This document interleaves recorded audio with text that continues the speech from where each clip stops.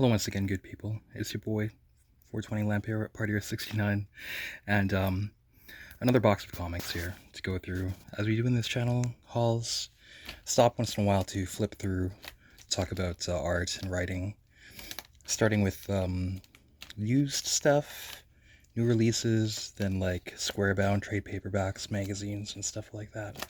Alright, I'm gonna be talking fast because it's so freaking busy these days. There's so much stuff to do. Sorry about the weird timing. Like, I'm not keeping like a normal schedule right now.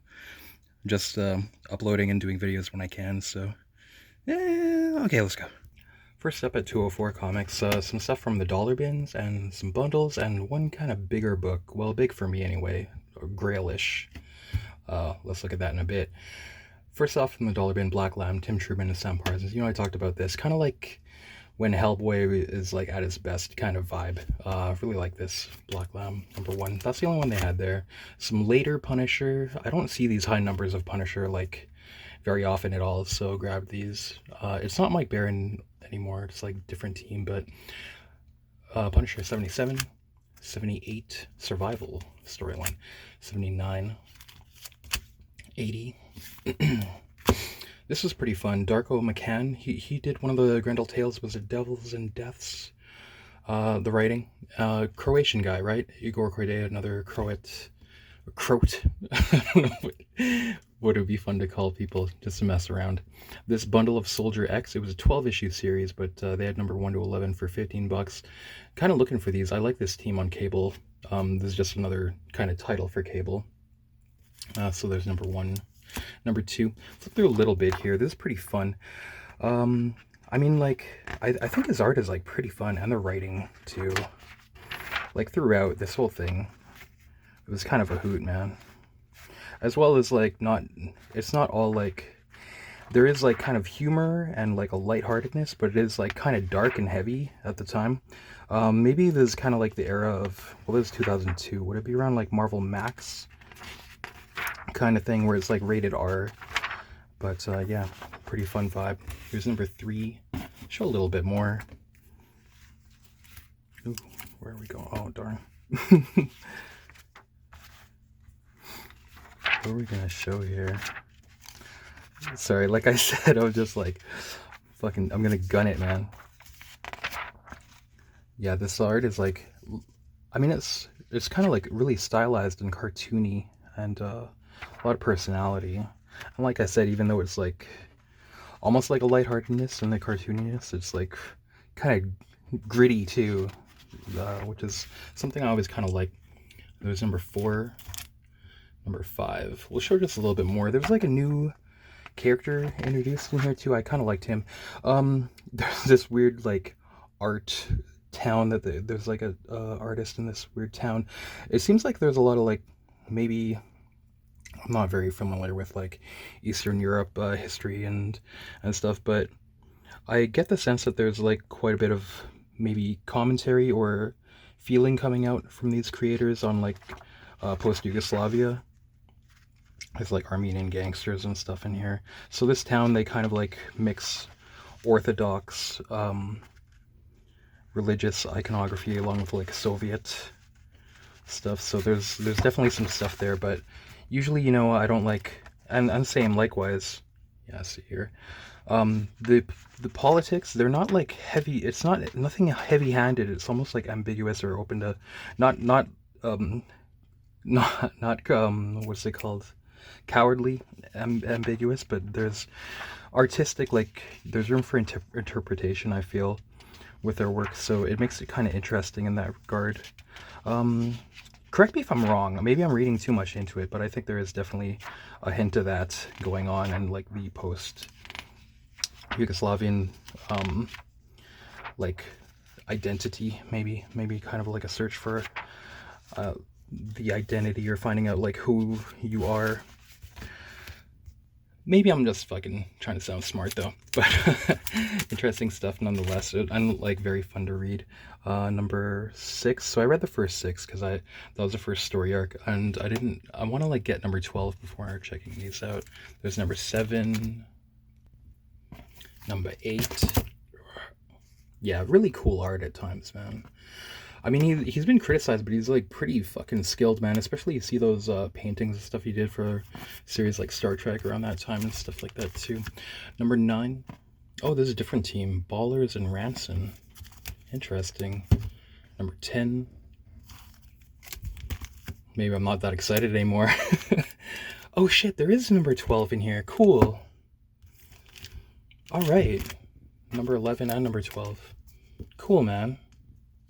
All right, I'll check the rest of that out. Okay, so here's my big boy book. Let's take a look here. Oh yeah, and that Soldier X. Obviously, there's kind of like context of like Civil War, post-war, Eastern Europe there too. It was pretty cool to see an interpretation of that world that I'm not very familiar with. Of course, I don't get all your info from comic books, but from people who've been through it, you know, seeing their artistic expression is interesting. Especially, I love Cable. That's one of those creators on Cable seem like pretty awesome. How he's kind of like a military man, foremost. Okay, so here's my big boy book, Batman: The Dark Knight Returns, number 1. This is like kind of been on my wish list, gray list for a while. At 204, this was 125. A pretty good price. I think that would be like F plus or VF. He had this as like estimated 9.2. It has like this. What do you think? Oh gee, and that little crease there, a little bit of wear there. I don't care about this shit, but like, there it is. Why do I care now? I fucking hate that I care about this shit now. But I mean, that's what that's pretty sweet. I've been willing to pay that price for like a VF, probably like an 8 or something like that. I probably would have. And this, yeah, the first print. So this is like a grail to me. You remember that Ninja Turtles comic where the kid, the Old Mirage Studios one, where the kid got this? I feel like that's where he like saved up his allowance and shit for like, I hardly ever buy books that are like this expensive. This probably like, what, only I can probably count on like one hand how many times I've spent this much on one comic, man. Maybe this is like my 3rd time or something only. Yeah, love it, man. One of my favorites of all time. Definitely will keep forever. Won't be slabbing it either. I don't know. Never say never, but probably not. I just love it too much. It's like, even just feeling it, it feels like the but I mean, it's not like, probably these aren't like really rare necessarily, but just the demand. But yeah, I'm very happy to have this. Okay, moving on. Oh shit, you know what I wanted to say? Remember we were talking about which side of the backboard to use? Take a look at this, because this is what I'm talking about, man. I flipped it around to use this like matte side, the uncoated side now, right? Because I'm seeing a lot of stores, even though they're like, you see that they just bagged and boarded their stuff. You see like there's the color is already starting to rub off on the coated side. Maybe it doesn't show, but it is like noticeable in real life. You can like see that so I don't know, man. Let's keep analyzing observations and shit. What is the scientific method? You know what I mean? Pay attention to that shit if it matters to you. Okay, moving on.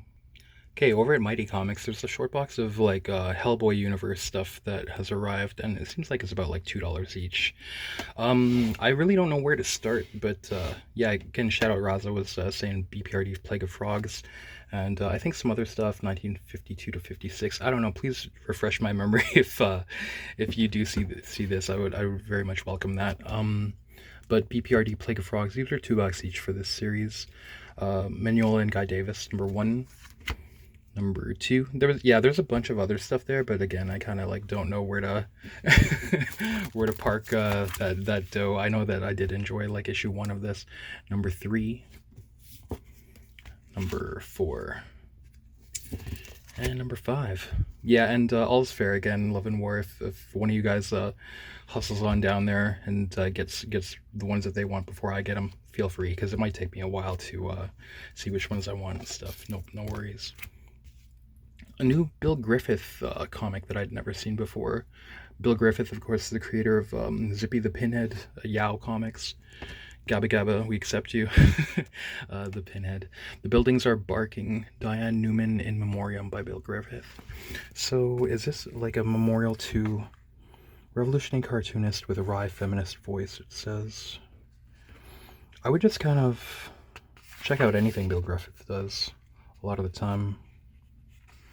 So haven't read this yet, but I just saw this lying around and I knew I like had to get this. I can't let it slip through my grasp because yeah, you never, this kind of stuff you never see, right? Like if you see it, it might be the only time you see it in your life.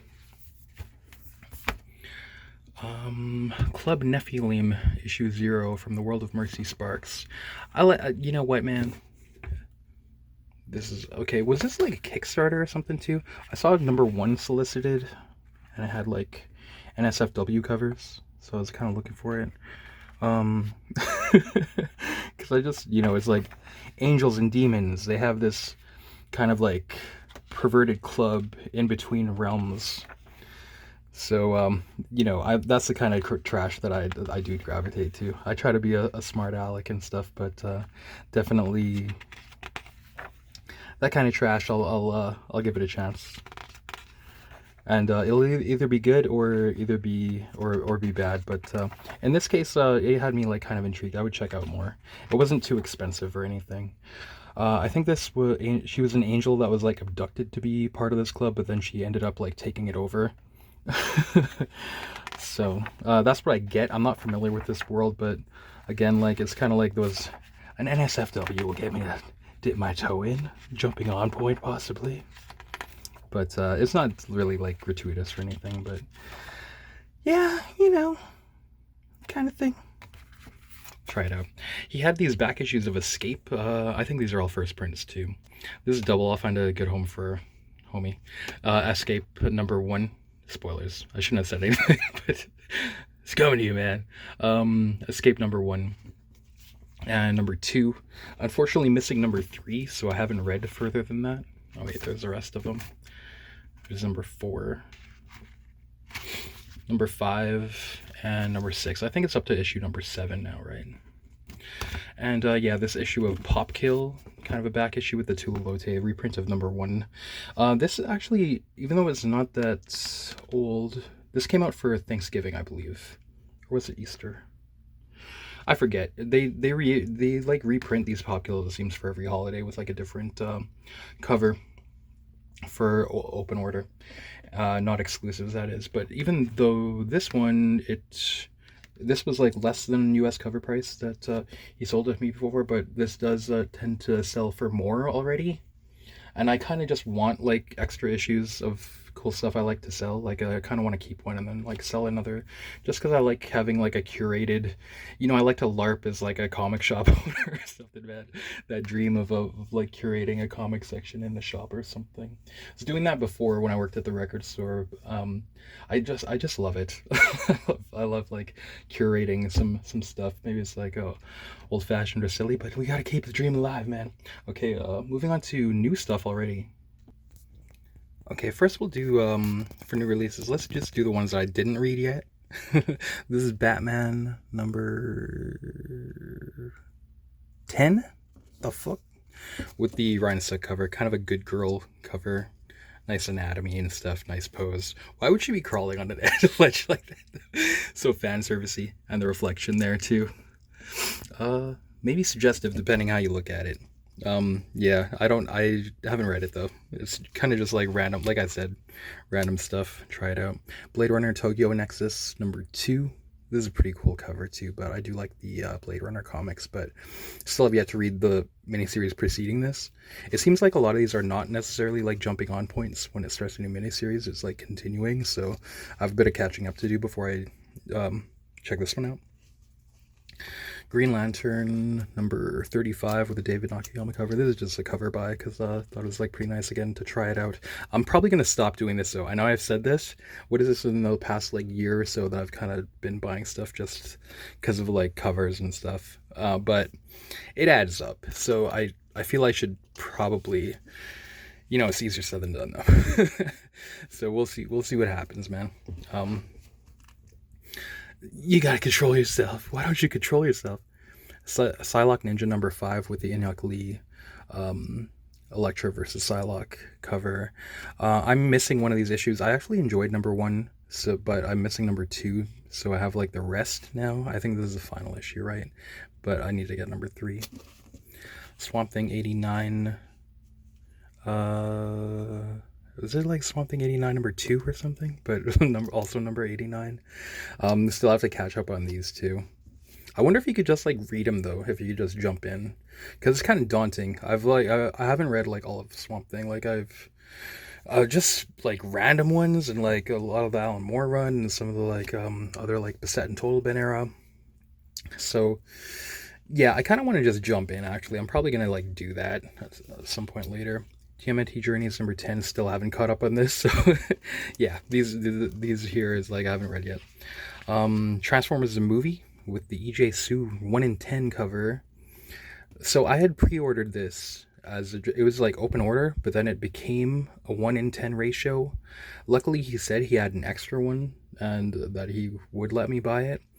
And I was like, do I need to like do anything different or pay more or buy other covers? And he's like, no, here's some that I have set aside for you, but actually I'll put them on the shelf because I'm all sold out already.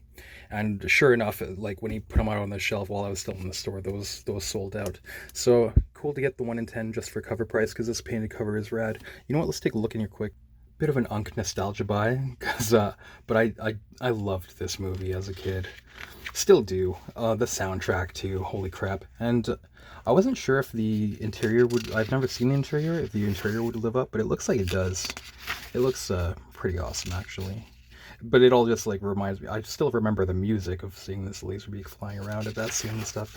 Man, that soundtrack, it came through the record shop and it was like, what was it, like only $20 for that first edition, and it was minty.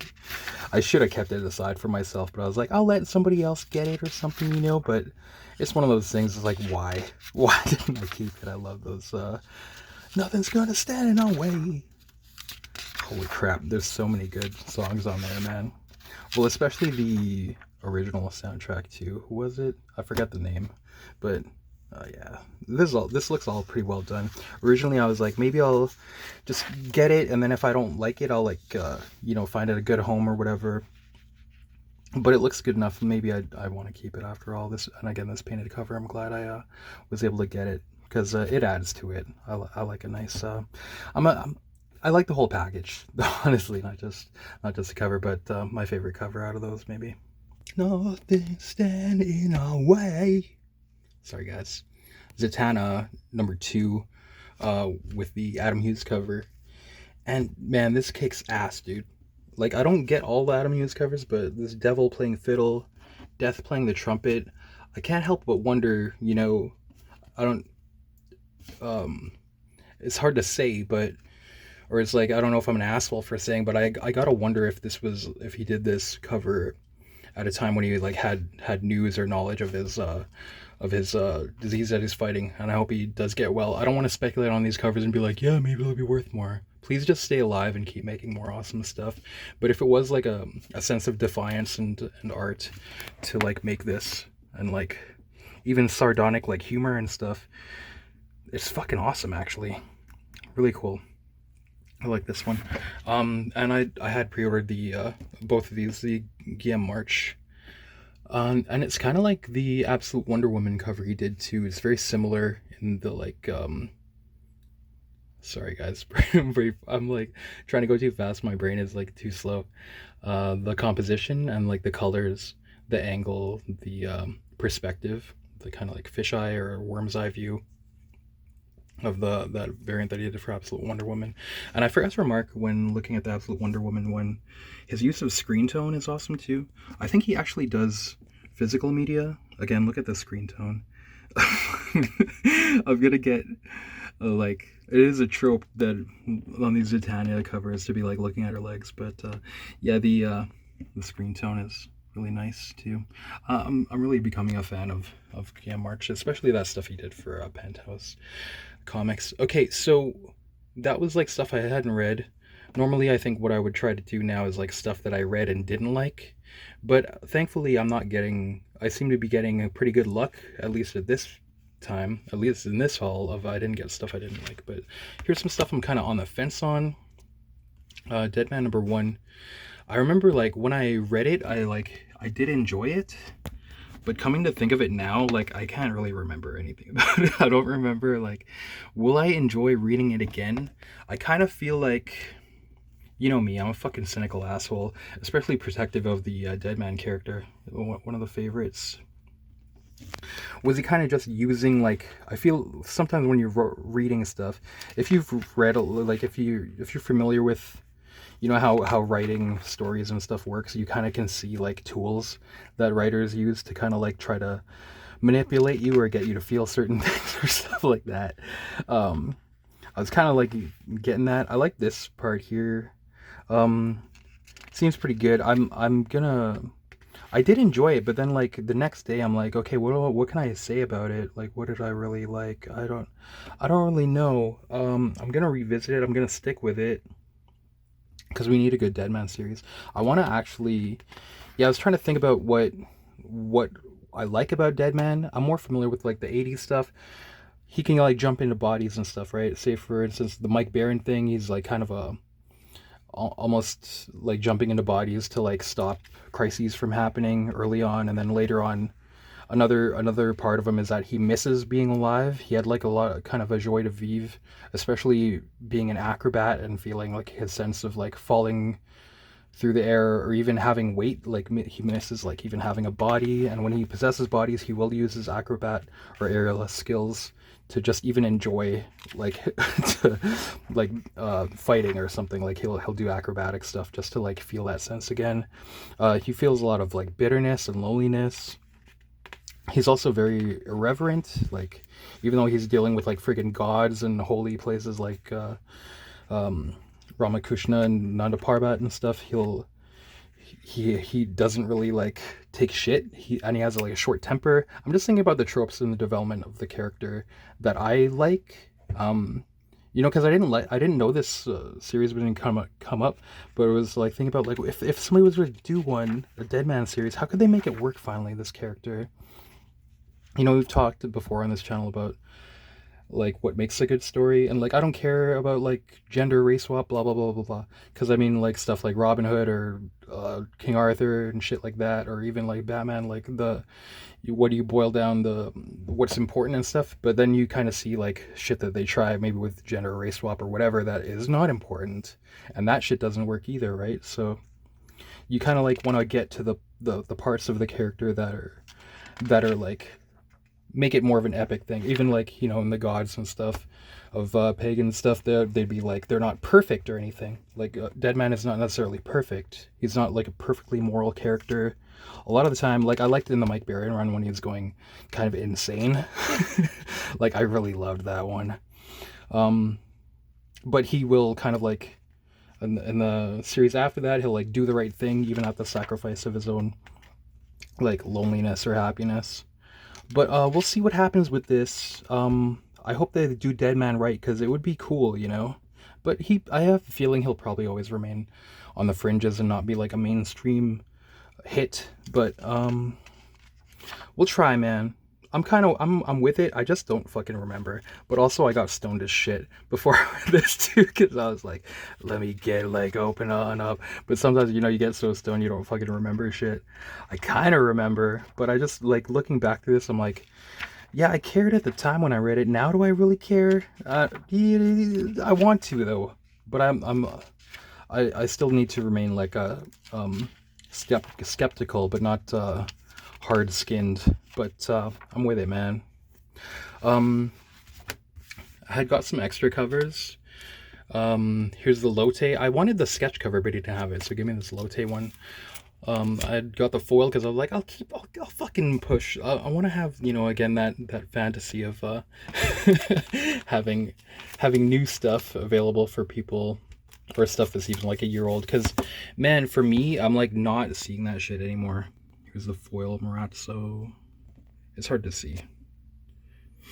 I had pre-ordered this foil one, but yeah, the thing was like I was like, hey, do you have that the ratio with a painted cover, because it looks pretty cool. He's like, yeah, actually they accidentally sent me 2 even though I got like 25. So yeah, if you get like multiple copies, you're probably one of the guys who get only one people who's getting multiple copies of Deadman, so I'll sell this for cover price. So I was like, all right, cool.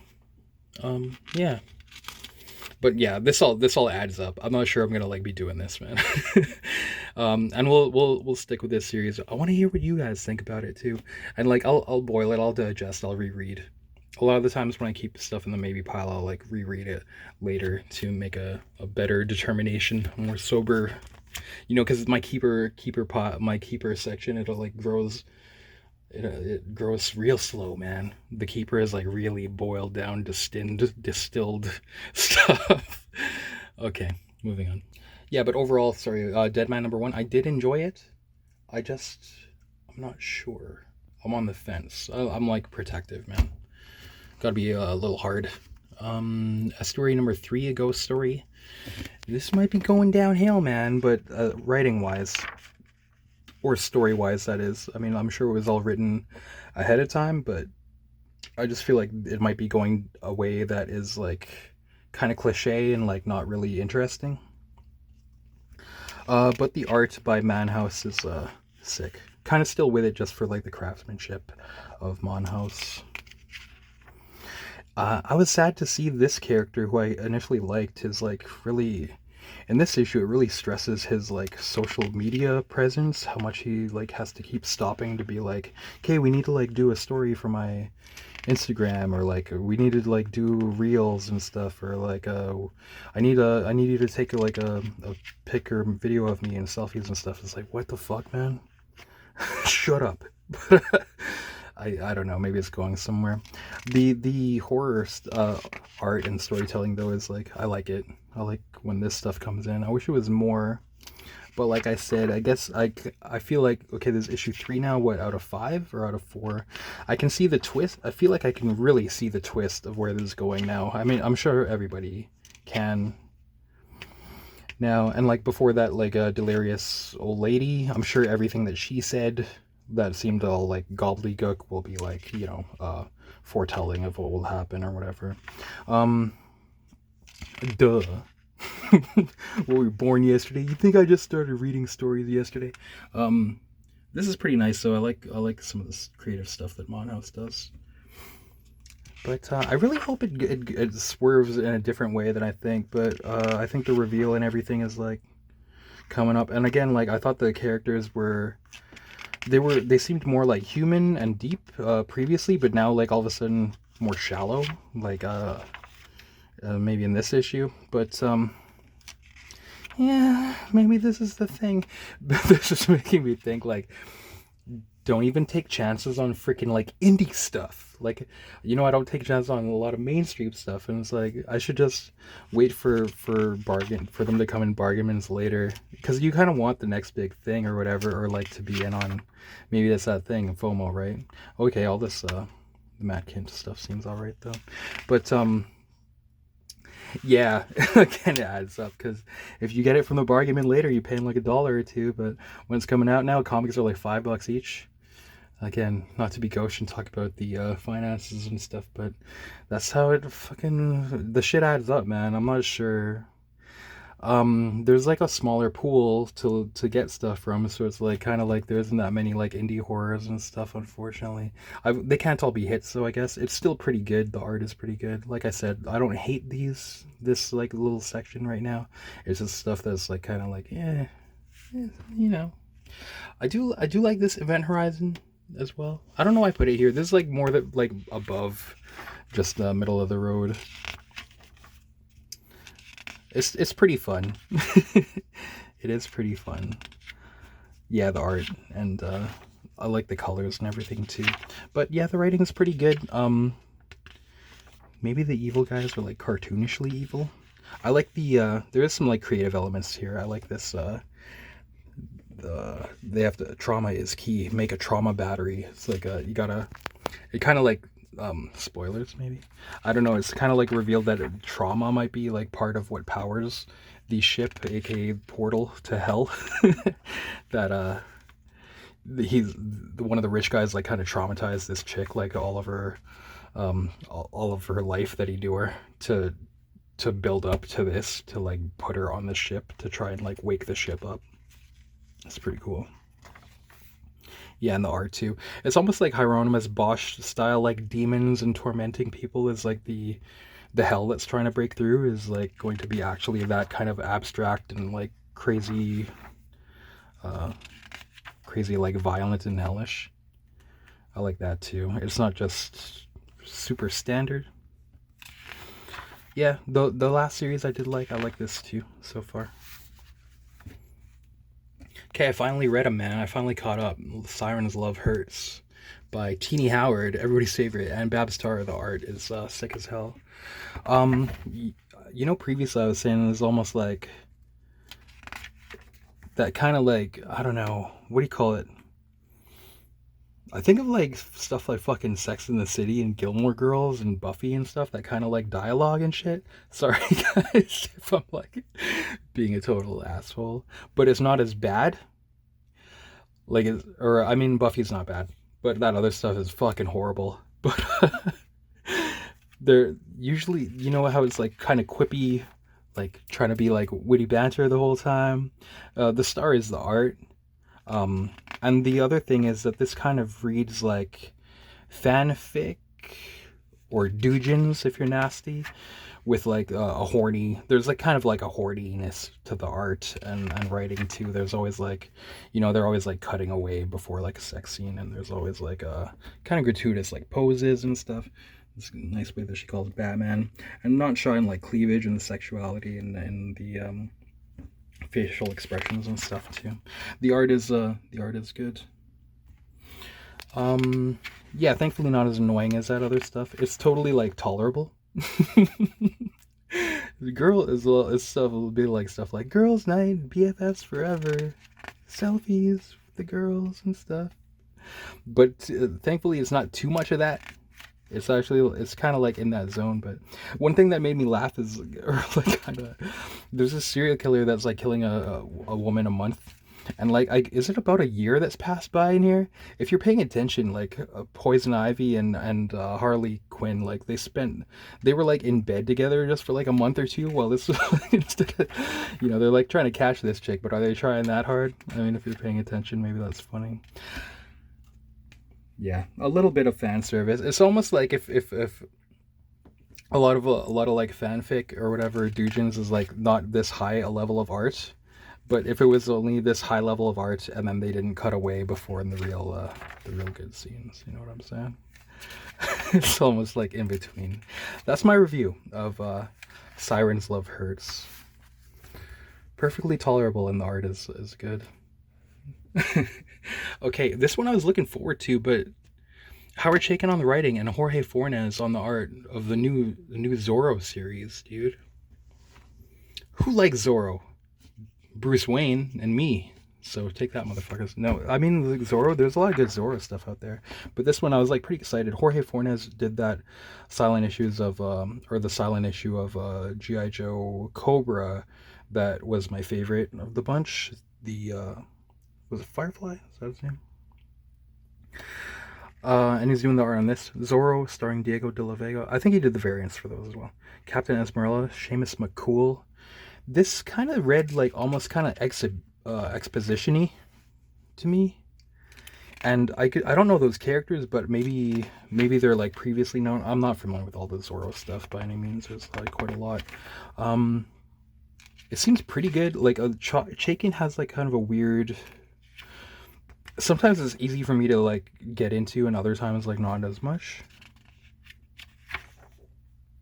I might check out others, but I like this, like, there was a volcanical eruption, and it's, like, affecting the whole world, and it's affecting, like, their plans for, you know, there's various kind of factions and, like, backstabs and stuff, but the weather is, like, messing stuff up all over the place for people.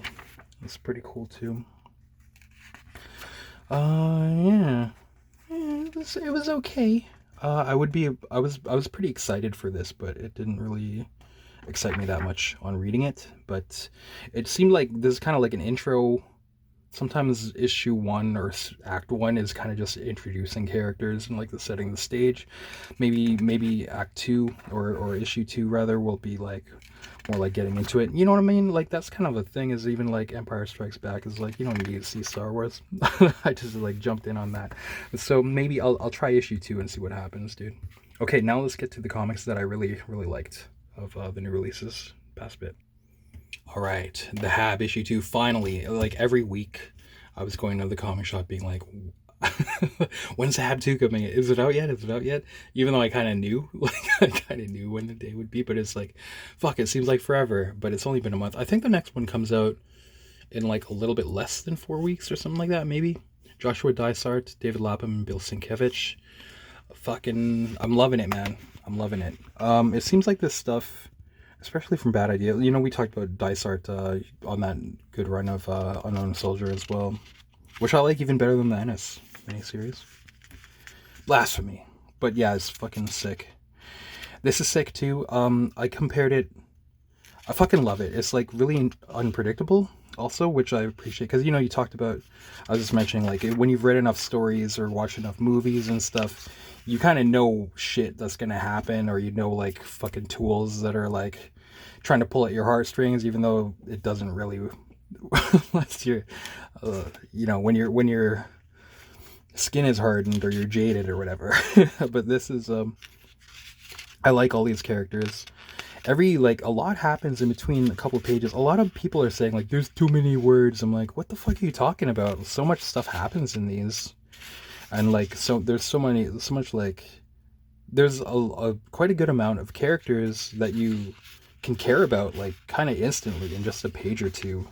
And a lot of stuff happens in each issue. I was likening this to, like, Alien, or Ex Machina, or Moon, or maybe like Annihilation, but I don't like Annihilation that much because it's kind of like that, like an indie horror sci-fi, that's like really creative and about that kind of like budget and unpredictable.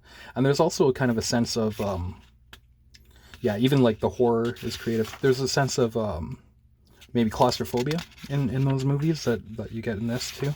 But that's just kind of like, you know, I often compare stuff to movies just to, like, because easy way to get users to be like, oh, if you like that kind of stuff. It's not like that, but it's not like biting from that though. Sometimes when people compare stuff to other stuff, it's like you think it's biting, but no, this is like an utterly creative, like unique kind of thing to me, it seems. Fuck it. I don't mean to say fuck it. I just mean, like, where the fuck is it gonna go? I have no idea what's gonna happen, and I love that. And everything that happens, you're just like, whoa, what the fuck?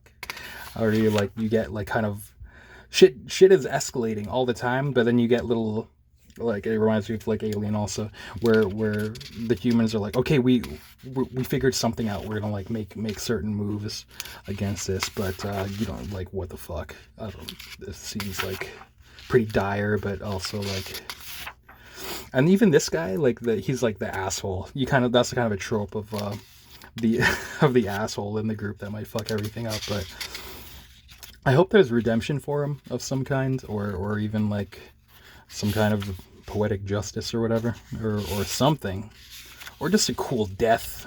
Get him thrown into the helicopter blades and it'll crash into freaking electric generator, like fucking transformers and stuff, and explode in C4. I don't know, you know? Here's the Sienkiewicz section. Yeah, it's affecting, whatever's happening is like affecting nature or the animals and pets down there too. So the cover has this like dog freaking. Yeah, they're all like, all the dogs are like freaking out and shit too. Yeah, this is my favorite. Probably my favorite thing coming out right now is Hab. Here's an ad for a preview for Tankers vs. Aliens. I'll be checking that out too. Yeah, I guess they can't all be winners, but taking a chance on one indie series at least, the horror that is working out so far. I imagine, like, too, that they're not going along, like, writing as they go along. I think this is a 5-issue series. Yeah, and these, get an extra copy of these, these B or C covers that Dysart, he has, like, short stories or continuing kind of, like, the world, the mythology building that might be a little bit cryptic.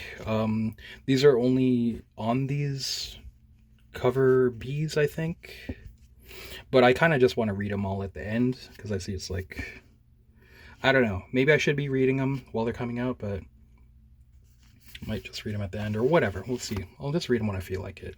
You know what I mean? Okay, Olympus Saga Megalith #1. Is that what this is called? He got a ton of these. These are like these weird, like, interior art reproduction covers or something variant. There's like as many variants as there are pages of the comics or something. So I guess that's one thing that he did is get these. So I kind of just picked the one that I thought looked cool. All right, yeah, I like this too. This painted art, I think it's painted. Who did it? Shit.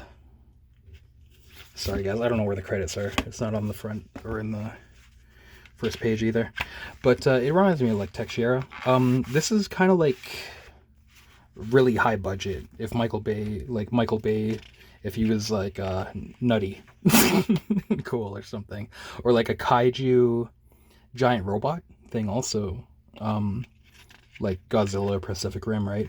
But it's like it's totally kind of twisted and like not. Again, is this a bad idea? It's just they have like a little, a small amount of writers that it seems are like very good, and it's not. It's like really not predictable. I say it's like a kaiju or giant robot thing, but it I'm not even that much into that stuff at all. Like I have friends who are in it. I'll watch it with friends or stuff, but I don't really go out of my way personally. But this is like, yeah. Again, it seems like you don't know what's gonna happen, and like sometimes you're like, okay, cool, this is gonna be fine. Then somebody will just die, and you're like, oh shit, this is like the stakes are a little higher, or it's not as like what's it called? Maybe not as lighthearted. Maybe not as like kid friendly.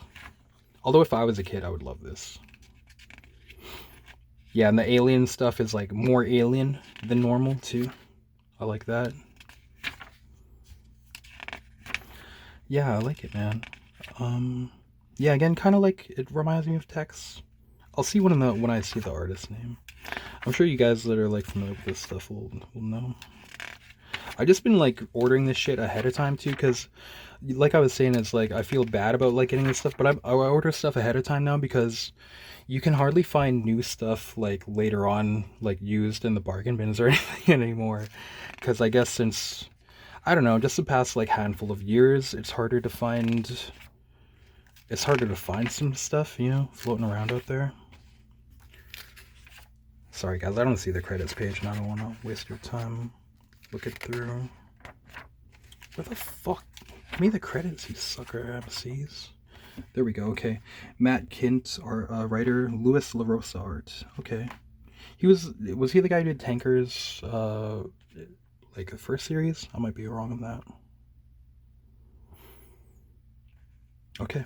Yeah, I'm gonna stick with this as well. I did enjoy this a lot, even though I'm not. A lot of the time, like kaiju giant robot stuff is like, you know, I'll watch it when nothing else is on, but a lot of the time I'm like, okay, yeah, I've seen one, seen them all. But maybe I'm just a hater. This seemed like a lot, like it's in that kind of realm, but very different. Like enough of a twist on it that is very interesting for me. Continuing stuff, I liked Rook Exodus number 10. Finally, it's back. Has it been on hiatus for about 6 months? I've heard. Again, Fabok the star, and Jeff Johns the writing. Fabok the art, but yeah, the writing fun enough too, man. Um, I was talking about those like tropes, like I can kind of see that, like, okay, they make this beautiful stuff to like tug at your heartstrings and stuff, but it works. It fucking works, man. Like the beats and stuff that they hit. I especially like the pacing in this comic. It seems like and like the use of like medium shots and like fucking close-ups and stuff. Like it just seems like kind of everything perfect in like if a blockbuster was like a good, you know. One thing I would think though is like, wouldn't spiders be fast as fuck if they were really big? But then again, I guess tarantulas aren't very fast, right? The colors here again, Brad Anderson is always doing. They do some fucking kick-ass like double lighting and stuff too. This issue is like a new kind of character, Stag. Everything is just kind of perfect. There's not a dull page or moment. Although I will say, after this build-up of there's some certain things here that they were kind of building up, and okay, just fast forward like 10 seconds if you don't want a spoiler. I just felt they were kind of like, it seems like they get resolved a little too quickly. But like there's some stuff that I wish it would like there was like a conflict or two that I wish had been like more. It would have been more interesting to see it play out a little bit more, rather maybe a little bit anticlimactic. Mostly pretty perfect though. Again, I like nitpick. You know, I always think like if something could be S tier. Not that I, you know, it's like they say, fucking those who can't just create critique, right? I'm not really creating anything right now, but just as a to be a fan and enjoy this stuff, just to like criticize, I'd say like that would have been like if they would have like let that shit breathe a little longer, then or let that shit go like further, I would have been like it would have been kicking ass. Okay, so I guess the hiatus was like 6 months, and the next one's coming out in September. Apparently, the thing is that Jason Fabok injured his shoulder, and that's what's slowing him down. But I've subscribed to the. I always was subscribed to like the A, B, and C covers of these, but finally they're like, no, that's more in session, and nobody was getting the. Here's the connecting covers. Hell yeah, dude. Keep them going. Nobody was getting the ratios locally, but I managed to talk to my comic shop owner, and he said like he could probably get them for me as long as I stay subscribed to the A, B, and C's, which I wanted like all through the beginning. So, okay, here's that 1 in 10. Who did this? Jules and Mamon. Yeah, these ratios are pretty nice. I mean, I like them enough, and especially if it's Dire Wolf, you know, like that character. Here's the Invincible tie-in one. This is Jason Fabok, even with the Battle Beast. But I'm not really like. I'm sure if I read this stuff, I'd probably enjoy it, but I'm like not into it. I'll probably just like find somewhere for this or something. Somebody else. Okay, I really like this one too. Century number 1. A former like. A guy who was writing for Vertigo in like the 90s and 2000s quite a lot, Paul Jenkins on the writing, and Kristen Rosado on art. Yeah, I said Paul Jenkins was like one of my favorite writers on Hellblazer. This is pretty cool because it has like a dark, almost like Vertigo-ish kind of feel too. Because I guess Sentry, he has an aspect where for every like good use of his power, he has like this shadow side, the Void, that will do like kind of nasty things to balance it out using like that same amount of power. And I kind of like it when the Void comes around though. I kind of like this dark aspect of his character. It seems pretty good actually, but it is like a little bit sad. There's one point here where it's like his dog is sick and he like is conflicted if he like heals it, he doesn't know what Void will do, like what kind of evil deed Void will do to even it out. Kind of interesting, but oh shit, did he call this fucking, yeah, he like caused this earthquake and tidal wave to like wipe out tons of people to balance out like saving a city at one point or something. It's fucking pretty nutty. So interesting. Might check out more of these. Do I want to pay for like full price on them though? I do. This is one of these things where I want to read it. I'm not sure if I would want to keep it though, if like buying them at full price. But I kind of like, I do want to like see what happens. Fuck man, that's so sad. Telling the dog he's sorry.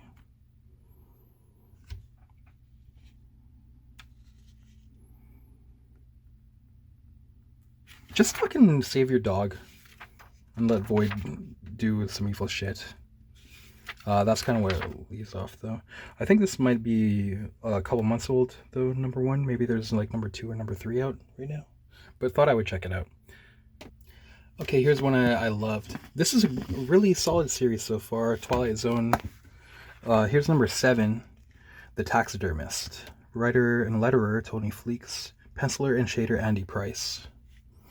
And this feels like you know, this is one of my favorite shows of all time. I'd say like the best shows of all time are like The Simpsons, Twilight Zone, Kids in the Hall, Seinfeld. I don't know. but Twilight Zone is like so good. Not that I don't know. Doesn't matter. Okay, consider if you will a picture, a portrait of the artist at work. Alone inside his workshop, nestled deep in a wooded valley, Henry Wolanowski creates whole worlds from decay, beauty from rot. He turns death into the illusion of life. These feel like a good episode of the TV show, man. Like when they're done right. They haven't all been like hitters. This one was with me. I really enjoyed this. And the art, this like the art especially is what really takes it up a notch. But I guess it's the collaboration of the writing and art. Perfect. I gotta love that, man. This art is just great. It's pretty outstanding. Gotta show more, dude. His use of like the foregrounds too. The beauty of these like taxidermied animals. It's pretty sick. Without the spoilers, I don't know if I want to like. Yeah, I won't get into the ending. It's like, yeah, I'm not even gonna like say anything about it. But like, it's pretty beautiful, and it's like kind of touching too. It's, you know, those kind of stories of how the Twilight Zone is like that. How did they fucking do that, man? I guess it was Rod Serling, and who else did like a lot of them? It wasn't Bradbury, was it? It was like some other efforts. But they were like so prolific and did so much cool shit. And yeah, there's some like, it's so, the art and everything is sick in this. It's so moving too. I like this part too, where he's like, he made this like rig for this woman, this beautiful woman that he met, and she like felt ugly previously, and he's like, let me show you how wonderful you look in the mirror. She says, wait, you don't need to show me, I can see it in your eyes. And they turn the radio on. That was the Springs Chamber Orchestra performing some Edward Grieg on the classical music Monday. Next up, pull your loved one close. This is the Adagio from Mahler's Fifth. Only classics, only on WKRC. I love when literature or books or comics have like a soundtrack. So, you know, as listening or reading this comic, I had to like throw that on, hear what they're dancing to, the soundtrack to this comic, if you will. Mahler, you know, pretty great stuff. This fucking art is sick as hell, dude. Really nice. Okay, I want to make sure I don't show you the ending, but even the ending, it gets like amped up. Everything, the art. I would see. Okay, I wish I got the cover A. The cover A's for these are like pretty fire, but he's subscribing to the cover B's like forever, and I was asking for cover A's after, but whatever, it is what it is. But I might get this cover A because they're so fucking dope, actually. Andy Price, is that his name? Yeah, that's it. Sick as hell. Okay, here's a Tony Fleeks variant also. I like that when they show the variants in the back or something too, so you don't necessarily have to buy them all. You can still see it and enjoy the art. It's nice. But this is one of the this has been a pretty solid series, this Twilight Zone. They haven't all been like banging, but this issue was. They just like haven't been any like weak, really shitty ones. At the most, they were like mediocre at the worst or whatever, but they've had like a handful of like really good ones. Okay, now we're on to Squarebound magazines, trade paperbacks. Let's rock. You know what, man? We're almost at an hour. I guess if I show this stuff, would it go to an hour and a half? Let me know. Would you rather have like videos of like an hour or like an hour and a half? Because it seems like that's something that's happening lately. Because I could probably break stuff up in it too, but I guess since I said I would. I found this trade paperback of Crave. Because I was only missing the final issue number 6, but wanted to get it. Finally read the end. And yeah, it's pretty fun, like coming of age, like tech kind of horror indie-ish sex thriller. Maria Lovett on their creative. So they have this app that is like, it's gonna help you fulfill like your dreams or your desires, and it is tested on this college campus. And like they use it to kind of like hook up or be like, I have a crush on blah blah. Let me see what you can do. Or like I didn't study for this test. I need the test canceled, and it starts going crazy though. It'll like an escalator will like chew up the teacher's leg or something, so that you don't have to do the test that day. Or it starts to get to the point where like, oh, so and so broke up with me. I want to hurt their new girlfriend or whatever. And things like that. Pretty fun. I liked it to read to the end and stuff. Pretty groovy. You know what? I'll move pretty fast though. If it's that kind of thing. I mentioned before that It's kind of coming of age, like sexual horror indie stuff. It's pretty fun. Just check out that horror movie Raw if you've never seen it. That kind of thing. Damn, even like freaking. Okay, I tried to buy a gimbal, and I went to like a whole fucking shopping district of like tech stores and stuff. They didn't fucking have them, man. Or they had like, they all advertised on their websites that they had like last year's model at like a clearance price. But then each one I'd go to, they're like, oh no, you have to like order it online to our store. And it's like, what the fuck? I even looked on their sites and it didn't even like say that shit. I like, walking through like this whole shopping section of town for like hours. But because I'm always like that, I'm like, I don't need this year's like $300 or $400 or $500, $600 model. Just give me last year's model that's like way cheaper or whatever, right? I'm always been like that. Okay. That has nothing to do with this. This is the extra section, just to give you kind of like a taste of the extras. I like when they have these.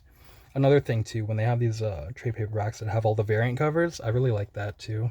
They're not trying to be all cheap with it and make you like hunt them all down. But I do like all these variant covers are nice. Maria love it. Next up. Oh yeah. Found this Darkstalkers trade paperback, or like used, half off. Yeah, Udon Studios again. Talked about them. Pretty groovy. Haven't read it. These reprint like it was comic sized. Yeah, I kind of like, there's like this kind of style of art too. Fan servicey. The girls are like really sexy and cool like angles and stuff. Let me try to fix this light. I think it needs to be indirect. It looks different in real life than on camera, eh?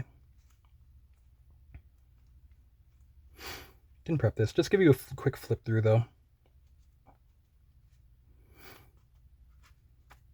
Yeah, like you've heard me say it before. It was that this is Udon Studios. It seems like they're pretty good. Do I need to check at the? I swear, man, I was trying to get that gimbal. Gosh darn it! Then everything would be so smooth. It won't be shaky forever. I promise. Because I know, like, some of you guys' videos, there's a lot of videos I listen to, but then when I get a chance on, say, like the weekend mostly, to watch it like on a big screen for the visuals, then it's like it takes it up a level. So like sometimes I don't get to, like, I might not like catch up on a video right away because I want to like watch it at the same time. A lot of stuff I listen to, but yeah, so when I like try to watch my shit on a big screen, I'm like, fuck, that's shaky. I better try to remedy that. But it's, a lot of us are like lo-fi, like the demo tapes and stuff too. And everything has to be high budget. This is by Richard Moore, who did Boneyard. I'm not familiar with it, but I guess this says it's like a half elf, half native half elf, or half native elf or something. It looks like it's a little bit like fan servicey too, which I appreciate in these times when that's not really allowed. You're not really. Yeah, I was in a band that had some art like that. We got in trouble. Getting canceled. Even though the band was like native people, it was like white people canceling us for being politically incorrect. It's whatever. Just fuck off. Everybody just die already. Okay, here's some nice fan servicey art though. I didn't know what to show you here because yeah, it looks like her butt's always like hanging out. It's kind of good. You can't do that though. Don't do that. Horrible. How dare they? How could they? Next. Oh yeah, I found this trade paperback of Stray Dogs #1. Thanks for Jason Feinstone telling me that series 1 is like, what's the shit called? Like a narrative, one story. Series 2 is kind of like a anthology or like little shorts. I had found issue 1 of this and then issue 2 of the second series, and I read them in that order, and I loved it. I kind of wanted to get, this is the first series, I kind of wanted to get the second series because that anthology style of just kind of random timeline. Okay, so I mean, you could figure it out pretty fast that these are like told from the dog's point of view while they're like involved with around the life of like a serial killer. And it sounds maybe like gimmicky or something, but it's actually done so well. But I think I would like Jason, you mentioned that people didn't prefer the second one, but I kind of liked reading them that way. I felt like the second one, it's almost like Memento, right? Where putting it out of order engages you, the viewer, a lot more, and like you're kind of more mentally stimulated to figure out what's going on. I really loved that the short stories in like that issue from series 2. So when I got there, I was like, let me just get, I should get like volume 2. That's the one I really want to check out. I am gonna check that out next. But you were saying like people didn't really like series 2, which is maybe like more like out of order and stuff. But yeah, that's all I can say. I loved it, but I think I'm gonna like series 2 better. Okay, this just came out, man. It's like a Dead Man omnibus of all the like original appearances and stuff. DC's finest, Dead Man, How Many Times Can a Guy Die? Collects Dead Man's origin story and first decade of appearances from Strange Adventures 205 to 216. 6 times 6 times 6. The Brave and the Bold, number 79. Number 86. Number 104 and 133. Challengers of the Unknown, number 74. Justice League of America, number 94.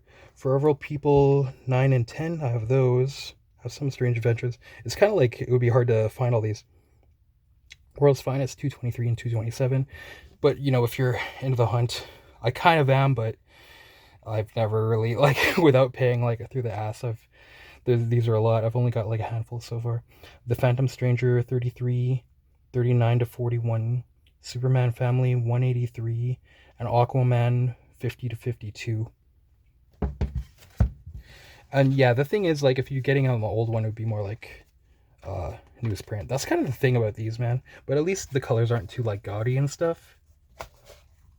I have not read this yet. I've read some of the Neil Adams stuff previously. I don't think I've read any of the Carmine Infantino. Yeah, I only have like a handful of these so far. But to save from the hunt, this is like a whole like wintry couple of afternoons or evenings to read all these. It seems like he has a lot of like kind of powers that only show up in like 1 or 2 issues that you don't see, like especially those ones with Swamp Thing, I remember. So yeah, this is a lot of this stuff I'm not familiar with, but it's a Dead Man month, man. Dead Man on the brain at DC. It's cool that this is timed to come out with like the new Dead Man series too. Man, okay, this brand new, but look at this. I hate that I care about this now. I'll get into that more later. I hate that I care about that. Send it back. That's Mythicast Burst, book 2. I haven't read this yet either. You hear me talk about these all the time. Crime pulpy, like fast-paced action, fun. They're like, you know, action movies.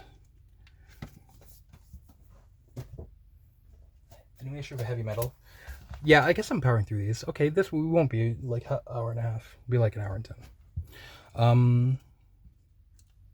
Yeah, I've been like hoarding these. Kind of what I've always done with Heavy Metal is like I get them, and then I'll read like 1 or 2 of the stories in there, and then the rest will be rainy day, like flip through it again and read like some of the others.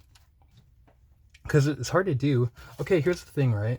Everybody's complaining that it's $15, but how many pages is this? It's over 200. What is this? 228, 29, 230, 230 pages. And like, fuck, of course I haven't read it yet, because like, look at this. Okay, you got 6, 12, 18, 21 different stories in here. No ads either. There's no ads throughout this. So, I mean, average comic nowadays is like 20 pages, right? So you're getting like 10. But, okay, I'm not caught up on this. I'm just saving these all for rainy days. So many heavy metals get out like that. But you can just flip through it, get a vibe. I've read like only like one story in here so far. Let's see. A lot of names. Yeah, I don't recognize, so I won't. Peter Milligan. I only recognize a couple. Shintaro Kago. Jonathan Wayshak. Flops. We'll flip through and show this a little bit. This is cool. They always have like cool articles too. At least it's not all like... Sometimes with like when they try to resurrect or do like an anthology or something, the articles will be like, have you heard of this writer H.P. Lovecraft or something? And it'll be like, what? Of course. But they're actually showcasing things that you might not have heard about a lot of the time. So that's cool. Like they were showcasing like weird indie like horror and sci-fi film festivals and shit, or in this case is like people dress up like post-apocalypse and shit, hang out in the desert. Sci-fi. Carlos Gomez on the art on this. I'll just like show one or two things here, flip through quickly. A little bit like novel and different, the art. You know, you're not like seeing these kind of designs and stuff. It looks like it's kind of keeping it true to a pretty high caliber of art, thankfully. Because you don't want to like see the heavy metal name just go over to like indie. I want, as an example, like the EC stuff from Oni right now, where this is some bullshit. This story had me laughing, man. The short Shintaro Kago, kind of some real good, simple ass cartooning. I can't really show. Can I show more? Because there's fucking tits and stuff already in it. Yeah, that's the thing. This all has like good. It's kind of remaining true to heavy metal because it's like horror and sci-fi and fantasy and like creative and like a pretty high caliber of art and like violence and tits. Like it still has it, but I haven't really been keeping up with it. And the artists seem like creative too, or like not just like house style Marvel DC. Everybody's like pretty different. Here's some flops. I think he's getting some shine these days. Yeah. So for a rainy day, just hoarding them. That's kind of how I've always been with heavy metal. It's like I just read like one or two. Read the Minara stuff, you know. Read the Nathan Fox or like all the, you know, Corbin or Mobius and stuff. And then like, you know, you come back to it later, read something else. Here's Last Voyage of Sinbad. Shout out to Comic Crack. Because I think like one of our first interactions, he came across one of my videos and said like, oh, you got some nice Corbin stuff there. And he recommended, what's this shit called originally? New Tales of the Arabian Nights. I think he mentioned that this was like his favorite, or like one of his most highly recommended. I really love JUN as well. I've never read this before. Fuck, let me fix the light again. Why is it doing that? I'm not That's funny to mention. I guess I'm not very good with lighting myself though. I'm still learning. Yeah. Okay, so yeah, lovingly color reproduced. Or what's the shit called? Like he restored, like the color restoration by, you know what, let me be careful here. By Jose Villarrubia. And these are like, these covers, like the inside cover, the non-dust jacket ones are so good. These totally remind me of Advanced Dungeons and Dragons. Or something like just the all over cover. Oh, it's so good, man. It looks so good. And the matte. Yeah, I haven't read this yet because again, this is one of those things. I don't want to just be like tired after work where I can barely focus and shit. This has probably got to be like a Friday night or Saturday afternoon or Sunday afternoon or evening, so I can really get into this. Will that kind of do it? Oh yeah, this is like one of the kind of famous pages, I think, too. I was never like interested in the Arabian Nights or anything, but I'm sure it's, they're not fucking phoning it in or doing anything boring.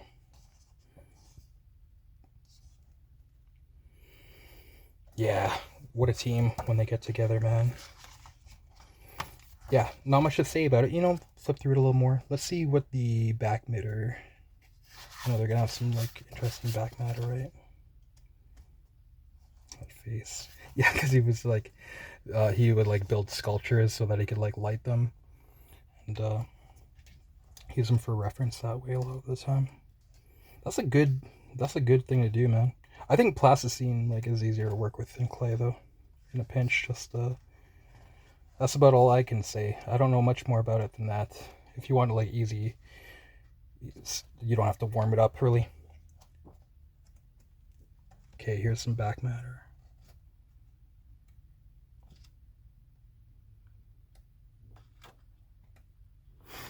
All right.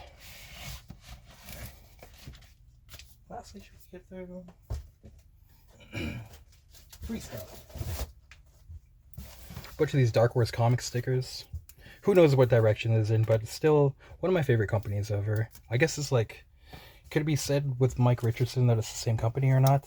Who knows? I guess that remains to be seen. I was remarking, okay, so they have this Dark Horse, like, it's almost like a previews guide. It was cool to see this. I was remarking to the comic shop owner, because I always just talk shit. We just always talk shit against, like, what the other person likes there.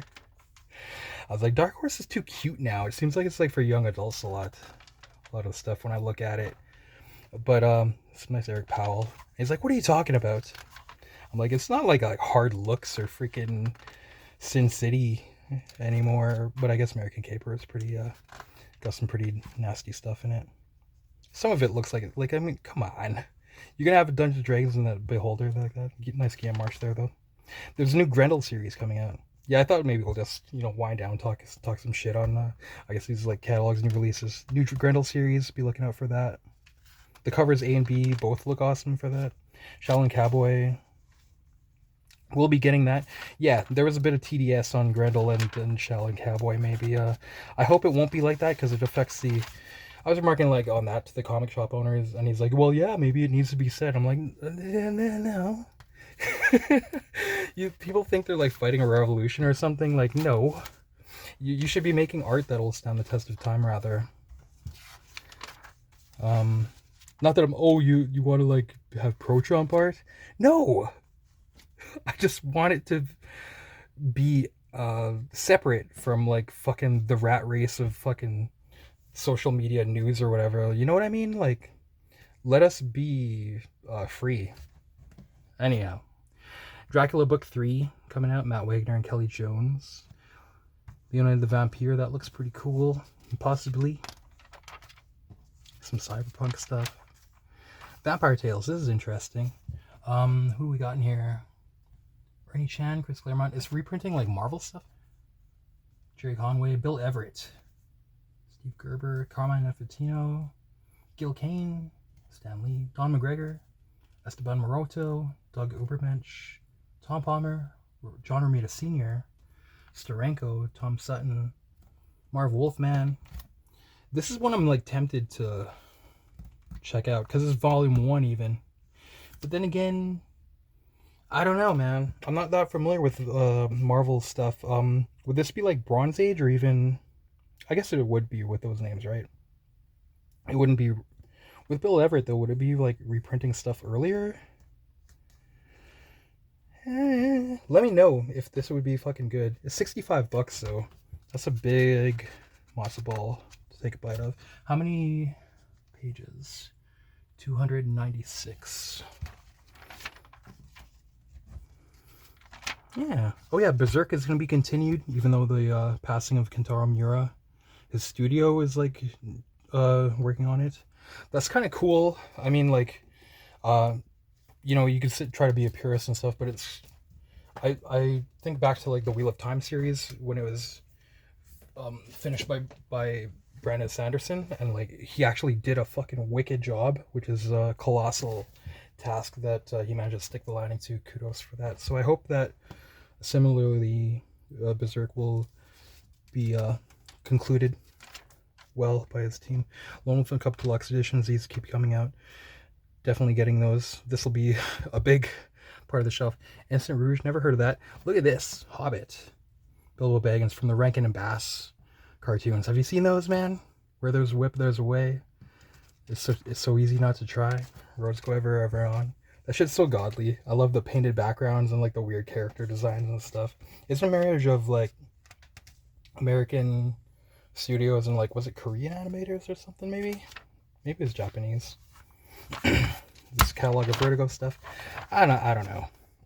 It seems like these a lot of, I don't know if these will like stand the test of time really, to be really harsh. I mean like Animal Man, Hellblazer, fucking Transmetropolitan. There were so many like really awesome stuff. Like a lot of this stuff is like, whatever. Is this Steve Pugh? Is he the guy who was doing Animal Man back then? But his art is like so different. I'm talking shit a little bit, but I haven't been really grabbed by any of the new Vertigo stuff that hard. But hopefully, maybe this will be good. Who knows? There's got to be something, right? It's just that Vertigo is so like prestige to me. It's so it's so good that don't tarnish it, man. I hear the Star Trek stuff is pretty good. Should we be winding down like this? Okay, Twilight Zone kicks ass. I like how this IDW catalog has this like Ninja Turtles poster in it. I went back to see if there are any more, but they're all gone, unfortunately. Lastly, Marvel, I have no fucking idea. This is like a fucking rigmarole. It seems like they just fucking put everything in a blender and throw it all together and see what the fuck works or not. It seems like it's all fucking fanfic to me or something. It's just a mess, but who knows? Maybe someone's good. I'll be getting this, so Swimsuit Special, you know that. We will definitely be getting that. This Taskmaster art looks awesome by Dan Panosian. It tempts me to like maybe check this comic out. We're just winding down, talking shit, I guess, here. This Fantastic Four, Andrea Sorrentino, the art and cover. Apparently Johnny Storm is gonna ask Sue to make his skin on his face invisible so that he can pretend to be Ghost Rider for some reason. Possibly. Maybe that's entertaining. I like Andrea Sorrentino's art quite a lot. Predator versus Planet of the Apes. All of the Marvel Predator stuff has been fucking ass that I've read. It's just been fucking garbage. But this has almost got me to like, maybe I'll check it. Again, it's just like they just throw anything together. Like if they had like two action figures that are their properties, be like, see, does this good? You just mash them together. Like, I don't know. It seems like fucking shit. But maybe that's good. I'll try it. Okay, guys. On that note, sorry if I wrecked the video looking through these. Should we like wind down looking through shit like this together? I was thinking like maybe when I like look at FOCs for the week and shit, you know what, let's do this while we're talking. Look at like final order costs like once every couple of weeks or a few weeks. Should I like do a live or something? We'll like talk about it, look at them together. Cause yeah, I have to pre-order stuff or else like this shit I'll never see it like randomly come in at a comic shop. Some people, if your comic shop orders this stuff without you asking for it, they kick ass. Support them. They're rare. But yeah, otherwise I always have to order stuff like you know, what is it, like 2 months or whatever ahead of time. Some stuff, if it's like especially gonna be printed weird, and then it's like fucking 6 months in advance you have to order it. But yeah, so let me know about that too. Thanks for watching, guys. Quick ass video. Like I said, sorry about the irregular recording and uploading schedule, but things are just crazy right now. Not making excuses, I'm just saying that's why. So thanks for sticking around though, and it's nice to have you guys around here, which you have to say. So if you enjoyed, if it's tolerable, like and subscribe and comment if you care to do so. All right, thanks guys, and happy hunting out there. Hope you find wicked shit that you were looking for and wicked stuff you weren't looking for. All right, cheers.